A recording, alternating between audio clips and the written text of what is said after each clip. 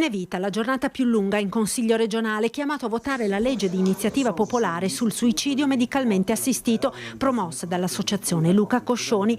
L'aria non è certo serena dopo giorni di tensioni e pressioni sui consiglieri. All'esterno di Palazzo Ferrofini manifestano i pro vita. Dentro il clima incandescente con il pallottoliere dei favorevoli e contrari che cambia di ora in ora, assottigliando sempre più i margini. Presenti tutti e 51 i consiglieri, ma qualcuno potrebbe uscire dall'aula o astenersi. La discussione inizia con la relazione di Sonia Brescacin, poi prende la parola il governatore Zaia, che non ha mai fatto mistero della sua posizione a favore della legge sul fine vita, lasciando comunque libertà di voto ai suoi. Noi siamo sotto i riflettori perché semplicemente siamo i primi a trattare questo tema. Probabilmente quando ci sarà la 10ª regione non ci andrà più nessuno, non se ne interesserà più nessuno. Però ripeto e chiudo, a prescindere da come tu la pensi, è immorale che un paese gestisca un tema così profondo e importante con una sentenza della Corte Costituzionale. Compatte le opposizioni con una sola consigliera del PD per il no. Il Partito Democratico è sicuramente presente in questa battaglia dalla parte giusta, credo.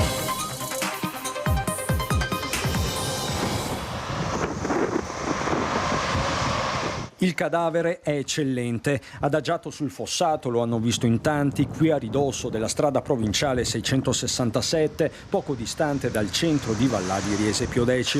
Era noto l'autovelox di via Kennedy, tranciato nella notte probabilmente con un flessibile, un copione già visto in altri angoli del Veneto nei primi giorni del 2024, da Rosolina al Giau, ma per la marca trevigiana è la prima volta. Sui social, fin dal primo mattino, c'è chi è inneggiato a Fleximan, creatura quasi mitologica, dietro alla quale potrebbero esserci più volti in un misto di emulazione e vendetta contro i dispositivi elettronici. Resta il fatto che si tratta di un reato per il quale stanno procedendo i carabinieri. Ingenti danni sul posto i tecnici della ditta lombarda che si occupa delle manutenzioni. Ci hanno mandato la comunicazione che è stato tagliato l'ennesimo palo e siamo venuti per smontare tutte le apparecchiature e mettere in sicurezza il luogo. Per andare al lavoro la mattina senza poi più rientrare. L'indomani la moglie, preoccupata, ha iniziato a chiamare familiari e amici, presentando infine denuncia di scomparsa alla stazione dei carabinieri di Asolo.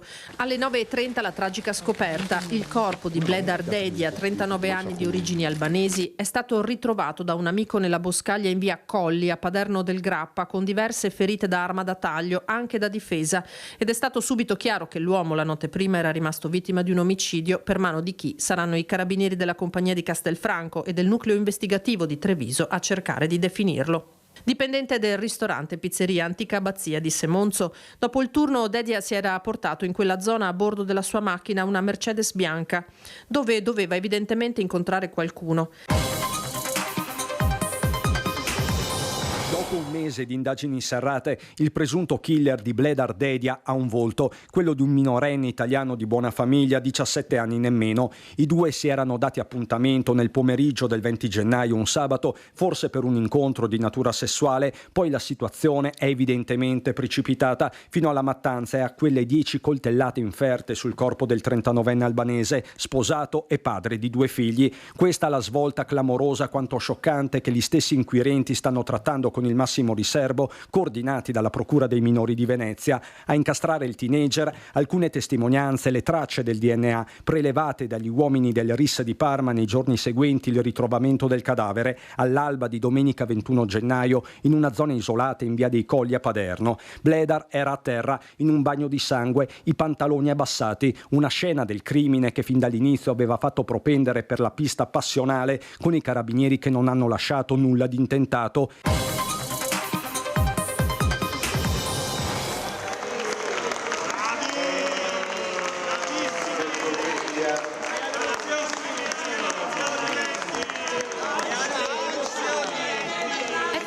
Il confronto sul Park Vittoria ai 300 con PD e Treviso Civica a contestare a suon di cartelli la giunta e Mario Conte che restituisce a Giorgio De Nardi un volantino polemico, salvo vederselo poi tirare dietro.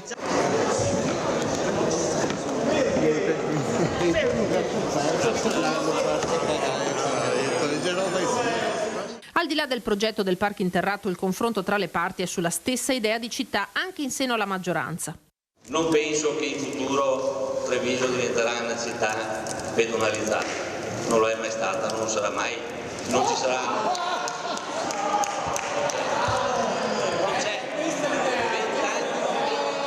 Per cortesia, consiglieri, per cortesia.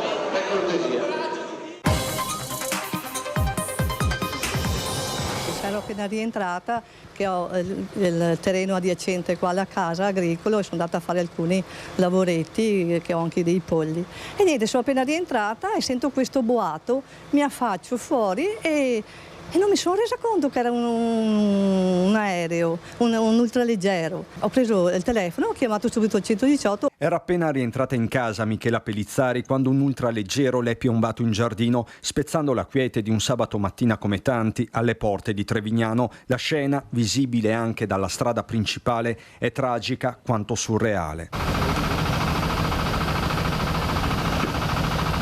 La carlinga schiantata, la fusoliera quasi in verticale, le ali adagiate a terra. L'impatto alle 11 del mattino è stato così potente che non ha lasciato alcuno scampo a Lanfranco De Gennaro, 71 anni, e alla moglie Lucia Buccieri, 70, il primo generale dell'aeronautica in congedo, la seconda maestra in pensione. Una vita trascorsa tra Grado e Treviso. La coppia era decollata da pochi secondi dal vicino campo di volo San Gaetano, direzione Campoformido, a sud-ovest di Udine, quando qualcosa di irreparabile è successo a circa 40 metri di altezza.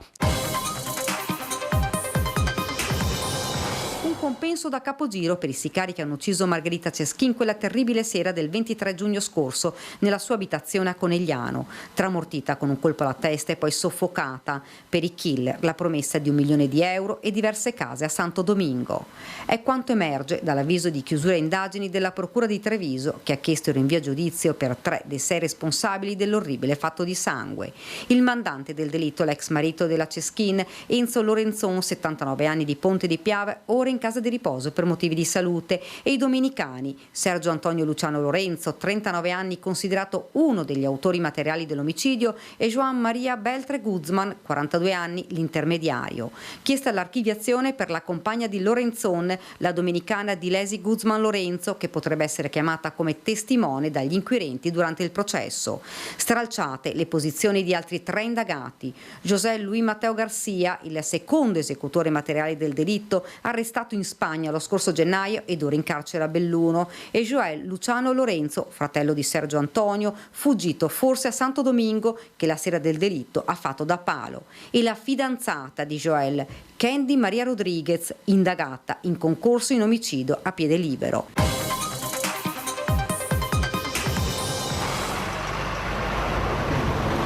L'operaio, 54 anni, stava lavorando all'interno di un pozzetto per effettuare un collegamento della fibra ottica a bordo strada.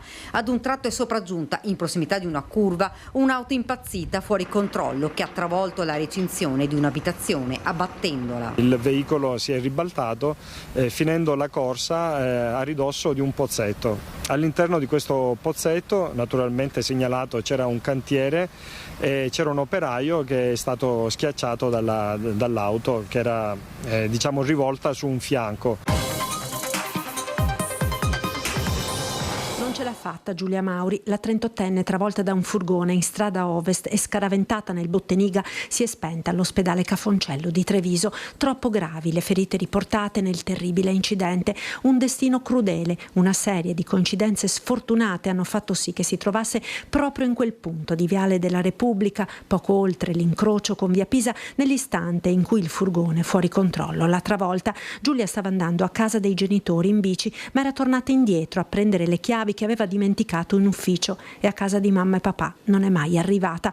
Nella villetta di via Santa Bonavecchia i genitori sono chiusi nel dolore. Troppo grande quello che ci è capitato, dice la mamma prima di rientrare in casa, ed è l'intera comunità che si stringe a papà Renato e mamma Paola, che hanno perso la loro unica figlia. Intanto continuano le indagini sul tragico schianto. Stamane i sommozzatori dei vigili del fuoco sono tornati sul Botteniga ed hanno recuperato la bici di Giulia.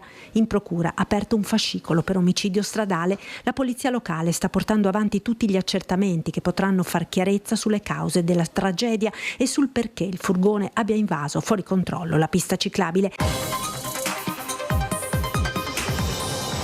Era chiamata sua moglie, si era sentito mai. e ci ha messo moglie e dopo ha fatto un massaggio in casa mia moglie, era di corsa, ha fatto un po' di massaggio, ha caribata un cuore e dopo non era più battuto. Il cuore di Giampaolo Dozzo, militante storico e fondatore della Lega Veneta, ha smesso di battere alle 11 di mattina. Nel giardino della sua abitazione, dove si trovava, sopra ad una scala per tagliare la sua siepe, poi il malore. La moglie Isabella corre a cercare aiuto, chiama i vicini. È la moglie di quest'uomo a precipitarsi per praticare il massaggio cardiaco, il quale riparte e poi si ferma. Nel frattempo arriva l'ambulanza. I sanitari del 118 cercano di rianimarlo, ma per Dozzo non c'è più nulla da fare. Aveva 69 anni, da tempo soffriva di cuore, 15 anni fa il primo infarto. Giampaolo Dozzo era un leghista della prima ora, aveva lavorato prima al mobilificio d'Alzilio di San Cassiano di Quinto e poi per il Favero di Montebelluna, una lunga carriera nel movimento iniziata da consigliere comunale a Quinto, dalla Marca a Roma, Montecitorio, dove è deputato.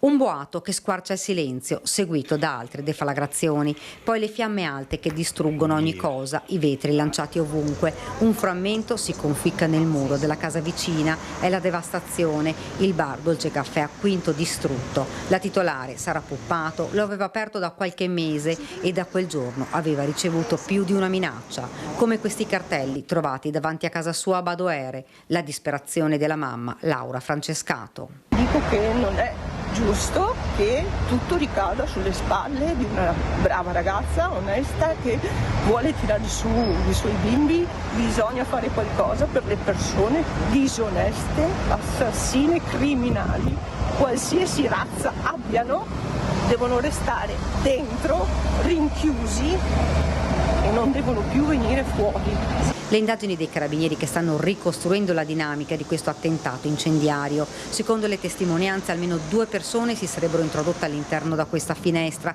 poi avrebbero posizionato gli inneschi. Le fiamme hanno fatto il resto. Allucinante, Far West, ma... Che cosa sua figlia ha visto tutto? No, mio figlio ha sentito il botto. Ecco, basta. E ci dicono che erano dei ragazzi che sono scappati in macchina. Sono scappati in macchina, ma non so dirvi altro perché ho visto solo la macchina andare via.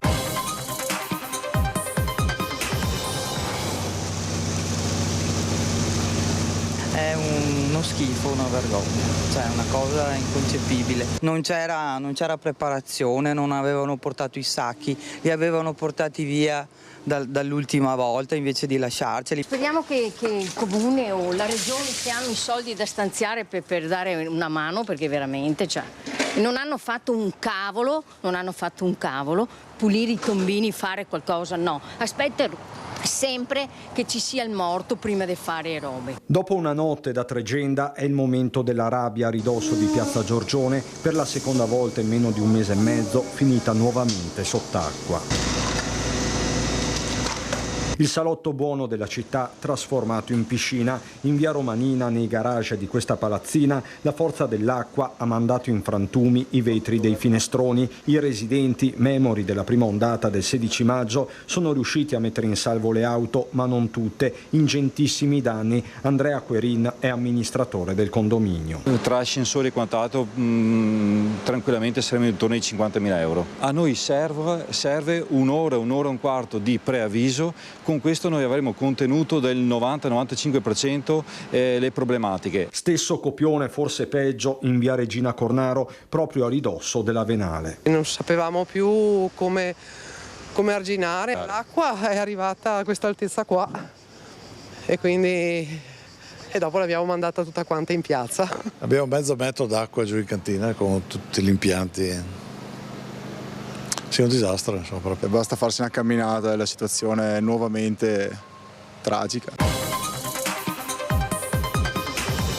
Chiunque avesse notizie o l'avesse visto, vi prego, aiutateci a trovarlo. Non sappiamo più cosa fare. Non si smetterà mai di cercarlo. Non si smetterà mai di cercarlo. Aiutateci tutti. Anche una piccola notizia avete visto da qualche parte, aiutateci. Noi confidiamo che qualcuno che era qua sappia qualcosa, che dica qualcosa, che anche in incognito, senza fare nome, in modo che capiamo cosa è successo. Sono ore di angoscia e disperazione, quelle di mamma Sabrina e della sorella Silvia, zia di Alex. Occhiali scuri, il volto stanco di chi non ha dormito. La madre del 26enne rimane lì all'abbazia di Vidor, dove sabato notte il figlio ha partecipato ad una festa con una ventina di persone. Avrebbe dormito qui, ci racconta la donna, ed il cellulare dal quale mai si separava è stato trovato in camera. Parla di lui mentre le scende una lacrima. Brillante, amava la vita, gli piaceva girare il mondo, non sarebbe mai andato via così, non sarebbe mai andato via, no. Già flebile speranza si è infranta poco dopo le 2 del pomeriggio, quando un corpo senza vita è stato avvistato dall'elicottero Drago 149 dei Vigili del Fuoco di Venezia, arenato su un isolotto a Ciano del Montello, nel mezzo del fiume Piave. Il tempo di raggiungerlo, e non ci sono dubbi, è il corpo di Alex Marangon, il 25enne scomparso tra sabato e domenica notte dopo aver partecipato a una festa privata all'abbazia di Santa Bona a Vidor, 4 chilometri a monte rispetto al luogo di ritrovamento. Alle 15 in prefettura Treviso era stato convocato un tavolo di coordinamento delle ricerche, poi annullato. Serviva per fare il punto dopo 3 giorni di mobilitazione in questa parte di Montello, dove non mancano luoghi impervi e la corrente del fiume è forte, a tratti violenta. Dopo l'avvistamento da parte del personale di elicottero è intervenuto anche il nucleo dei fluviali, che ha portato il cadavere prima nel cimitero di Ciano e subito dopo all'obitorio di Montebelluna. Alle 3 del mattino Alex si è allontanato dal gruppo, assistito da altre 2 persone. A quel punto io stavo suonando, per cui non posso dirti esattamente com'è andata. A un certo punto uno dei ragazzi è venuto dentro dicendo: guarda che Alex è scomparso. I 2 che hanno inseguito Alex fuori dall'abbazia sono i curanderi, i curatori sciamanici. Si tratta di cittadini sudamericani, Johnny Benavides e un altro di cui non è stato reso noto il nome, ma che lo segue sempre durante questi riti. Dopo la tragedia si sono allontanati, forse sono fuori dall'Italia. La pressione emotiva, ci dice Zuin, è altissima. Quindi non sto dicendo che è giusto, ma sto dicendo che è umano. Abbiamo a che fare con esseri umani. Non abbiamo a che fare con assassini, non abbiamo a che fare con criminali. Il pirata della strada che poco dopo le 8 ha travolto una moto e non si è fermato a prestare soccorso al Centauro, rimasto seriamente ferito. È accaduto a Caerano San Marco, sulla rotonda di via Callarga, a poche decine di metri dalla trattoria da Ciccio. L'auto e la moto procedevano entrambe nella stessa direzione, da Castelfranco verso Montebelluna. Nella curva l'auto ha urtato la motocicletta, una KTM, facendo finire rovinosamente a terra il motociclista, un 55enne di Castelfranco. Dopo l'incidente, come se niente fosse, il conducente della macchina si è allontanato, continuando la corsa verso Montebelluna. A soccorrere l'uomo e lanciare l'allarme alcuni passanti, che hanno segnalato alla polizia l'auto, una Fiat Punto di colore grigio chiaro. Sul posto è atterrato l'elicottero del 118 che ha trasportato l'uomo all'ospedale di Treviso, dove è ricoverato. Una fine tragica che lascia aperta un'ipotesi, anche la più cruenta, quella di un 18enne del Burkina Faso, ospite di parenti a Treviso, trovato morto poco prima dell'alba sul ciglio della strada lungo la Pontebana a Nervesa della Battaglia, rannicchiato con una vistosa ferita alla testa, sangue ovunque. Per gli operatori del soccorso un'alba di mobilitazione, per i carabinieri una domenica segnata da rilievi e indagini continue per ricostruire gli ultimi istanti di vita del giovane.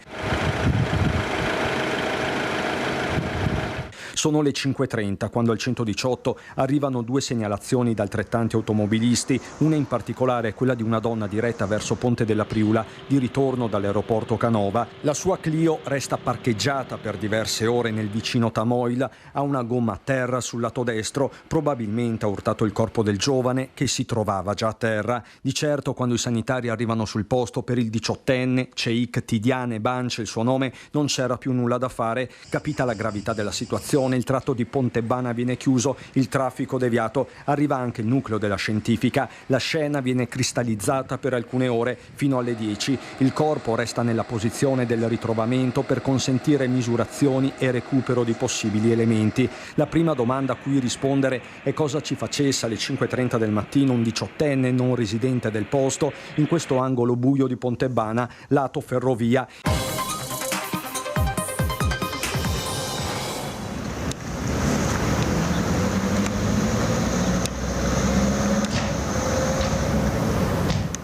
Sono da poco passate le 10 del mattino quando ogni già flebile speranza si infrange sul greto del Piave tra Pederobba e Crocetta del Montello. Su un isolotto ci sono i corpi di Susanna Recchia e della piccola Mia, madre e figlia, 45 e 3 anni appena. Sono vicine, quasi abbracciate. Di loro si erano perse le tracce da venerdì sera quando il padre della bimba, Mirko De Osti, raggiunta la casa della donna in via Panoramica Miane, non ha trovato nessuno, solo gli effetti personali di Susanna e anche il suo cellulare. Da lì la preoccupazione che diventa progressivamente allarme, poi angoscia con il ritrovamento di una lettera d'addio lunga 5 pagine. La denuncia viene formalizzata al commissariato di Conegliano. Scatta un sabato di mobilitazione, uomini e mezzi si mettono alla ricerca di madre e figlia. La prefettura dirama una foto della 45enne e la targa della sua Tiguan bianca che viene trovata inserata in via Marinai d'Italia a Covolo di Pederobba, a poche decine di metri in linea d'aria dal ponte di Vidor.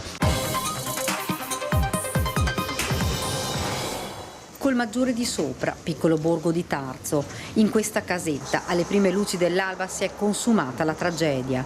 Almeno 4 i colpi di pistola che hanno squarciato il silenzio di un quartiere tranquillo. A trovare i corpi senza vita di Giancarlo Gaio, 89 anni, e della moglie Cesira Bianchetto, 82, il genero. Sì, marito e moglie. Gaio, vero di cognome? Sì. Poche parole, il dolore straziante. Lui che solo 4 anni fa aveva perso la moglie Dorotea, figlia della coppia. Alle 6:30 era andato a prendere l'89enne per portarlo in ospedale, dove doveva sottoporsi ad un intervento chirurgico. È entrato e si è trovato di fronte alla scena agghiacciante. La donna sul letto, ancora in camicia da notte, raggiunta da 2 colpi, uccisa forse mentre stava dormendo.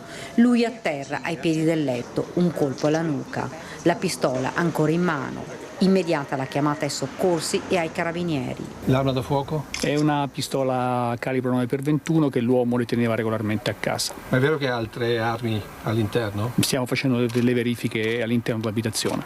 Giancarlo Gaio da tempo non andava più al poligono. L'arma con la quale ha fatto fuoco la deteneva per uso sportivo, il porto d'armi scaduto. Una vita difficile quella dei 2 coniugi, scandita da momenti drammatici come la morte 4 anni fa della figlia Dorotea, un dolore impossibile da superare per i 2 anziani, poi la malattia dell'89enne, una caduta della moglie qualche giorno fa che le aveva procurato delle lesioni, la paura del futuro, il timore dell'ennesimo intervento chirurgico che lo avrebbe costretto in ospedale per qualche giorno, lasciando la compagna a casa da sola. Dall'efferato omicidio di Vincenza Saracino è stato arrestato il presunto killer. L'Interpol lo ha trovato a casa del nonno a Maracay, nello stato di Aragua, in Venezuela. Si tratta di Luigi Nasato Fazio, 32 anni, nato in Venezuela ma originario del Veneto. Il blitz è scattato nelle ore scorse e accusato di omicidio volontario aggravato dai futili motivi. Per quello che siamo riusciti a ricostruire nella fase dell'indagine, i motivi del rancore che questo soggetto nutriva nei confronti di Vincenza erano decisamente futili e assolutamente sproporzionati all'omicidio. L'assassino era il vicino di casa della vittima, una persona problematica che per alcuni anni è vissuto proprio accanto a Vincenza e alla sua famiglia. Ha abitato con i genitori del fratello al piano superiore. Almeno in 2 occasioni in quella casa erano arrivate le forze dell'ordine per litigi violenti. Lui era stato aggressivo nei confronti del fratello. Una volta era stata presente all'aggressione anche Vincenza, che aveva tentato di calmare gli animi. Poi la famiglia del killer si era trasferita in Spagna per lavoro e Luigi Gigi Nasato. Era rimasto in quell'abitazione fino al 1 luglio, giorno in cui il killer ha acquistato un biglietto per il Venezuela, ha effettuato il trasloco ed è andato a dormire a casa di alcuni cugini a Vedelago. Ma nella sua mente era cresciuto un odio ingiustificato verso la donna. Il 2 luglio, in sella ad una bici, ha raggiunto la strada che Vincenza faceva ogni giorno per tornare a casa da lavoro. L'ha attesa più di un'ora. Poi, quando l'ha vista arrivare, l'ha affiancata e con un pretesto l'ha fatta arrivare al casolare disabitato. Lui, armato di un coltello, l'ha colpita alla testa e poi l'ha coltellata 5 volte. Vincenza ha tentato disperatamente di difendersi dalla furia omicida, ma lui se n'è andato, lasciandola esanime a terra. Il lavoro certosino dei carabinieri ha portato alla sua cattura.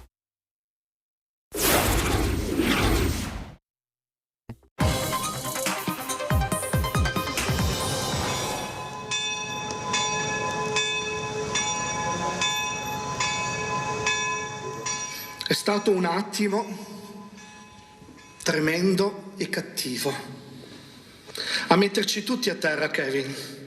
Un attimo che voleva distruggerci, voleva rubare tutto, voleva spegnere tutte le nostre speranze assieme alla tua forza, alla tua energia.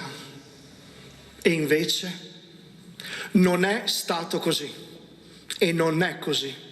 Tenta di dare un senso al dolore di un'intera comunità e di una grande famiglia, Don Andrea, dal pulpito di una chiesa a quella di Salvatronda, troppo piccola per contenere l'affetto di tante generazioni, smarrite di fronte alla tragica fine di Kevin Gentilin, 15 anni appena, morto venerdì mentre a bordo della sua Vespa stava andando a scuola. Siamo tutti qui, tristi, sì, ma con un fuoco dentro.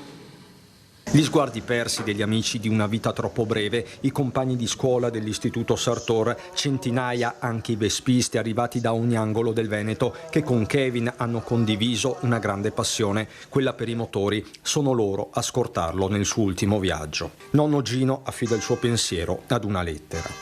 Sarai al nostro fianco nel cuore, nell'anima, nello spirito. La musica, il ballo, il lavoro ti rendeva unico. Mi lasci un vuoto difficile da colmare. Tutte le sere passavi un'oretta a salutarmi, raccontandomi la tua vita, le tue aspirazioni future.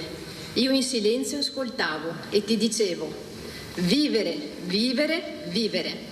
Ed è proprio nonno Gino a dare forza a tutti all'esterno della chiesa quando Papa Christian dedica al suo Kevin la musica del cuore che scioglie in un pianto, in un ballo liberatorio, disperato e collettivo. Vai Elia! Questa musica era di Kevin! Vai! La viviamo assieme! Buona Kevin, buona! Anza,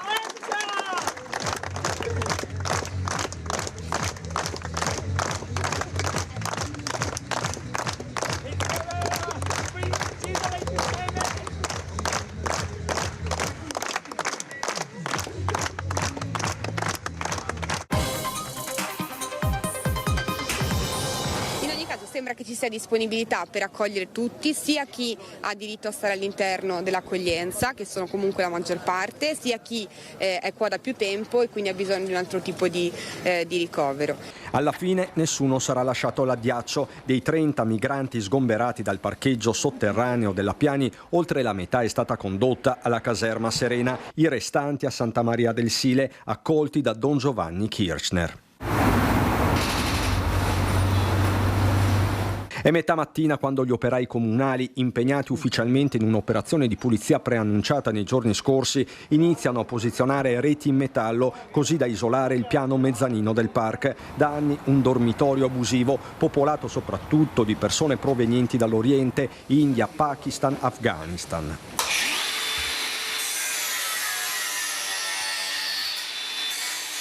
Siamo a poche decine di metri dall'ufficio immigrazione della questura. Qui tra garage umidi e degrado ci sono storie, disperazione e speranze.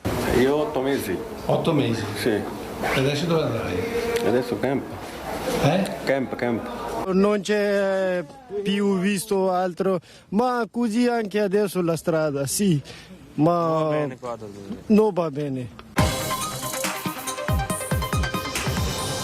Da poco passate le 4 del mattino a Roma, in zona Monte Mario, il silenzio viene squarciato da uno schianto violentissimo. 2 volanti in servizio si sono scontrate. La scena che si presenta ai primi soccorritori è terribile. Incastrati tra le lamiere 4 poliziotti. Per Amar Kudin, originario della Croazia ma residente da anni a Paese, non c'è più nulla da fare. Sul posto arrivano i colleghi che guardano increduli la tragedia delle 2 volanti. Una stava correndo per sedare una rissa, nell'altra, dove si trovava la vittima, c'era anche una persona fermata perché sospettata di aver messo a segno dei furti. I 3 poliziotti ed il fermato sono stati portati in ospedale in codice rosso, una dinamica ancora al vaglio della polizia locale. La notizia della morte di Amar inizia a girare, raggiunge il trevigiano. Amante della divisa, il 32enne era un rugbista professionista, aveva militato nel Veneto in squadre come il Paese, il San Donà di Piave, il Benettone ed il Mogliano. Un destino crudele. Amar presto sarebbe tornato nella Marca, aveva chiesto ed ottenuto il trasferimento. A dicembre avrebbe potuto essere in forza alla questura di Treviso. Dovremmo avere un piano di potenziamento di più 15 agenti e 2 ispettori, questa è la previsione, e quindi a dicembre lui poteva essere uno che aveva dato un sostegno in più. Voleva stare vicino alla mamma, vedova di guerra, e alla sorella che abitano a Paese a pochi passi dal municipio. E poi il sogno, quello più bello, voleva sposarsi presto con la fidanzata residente a Canizzano. Tanti sogni e progetti, tutto si è fermato lungo quella strada all'alba durante il servizio.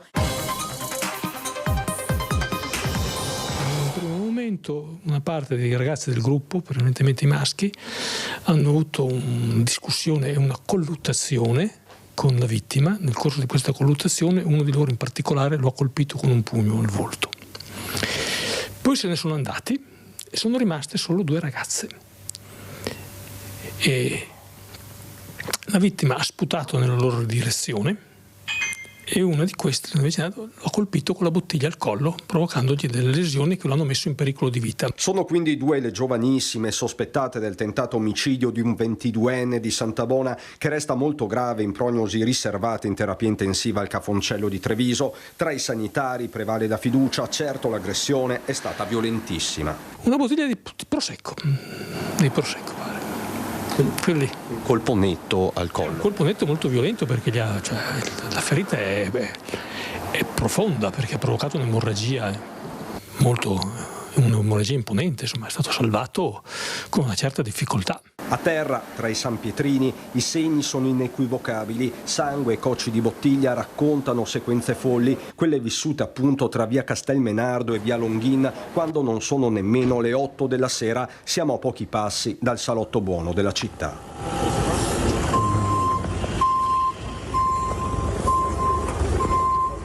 Il 22enne è a terra quando sul posto arrivano residenti, soccorritori, gli agenti delle volanti. È un fuggi-fuggi generale. Di giovedì sera alle 8, cioè nel senso aspettarci una cosa del genere, cioè perché pensavo magari l'ambulanza per un signore che stava male, cioè di solito passano, insomma siamo in centro. Le indagini sono serratissime, pare che alla fine i ragazzi presenti sulla scena del crimine fossero circa una decina. Del gruppo facciamo parte sia maggiorenni che minorenni, quindi il fatto sarà anche oggetto di, anzi è già oggetto di indagini anche da parte della procura dei minorenni.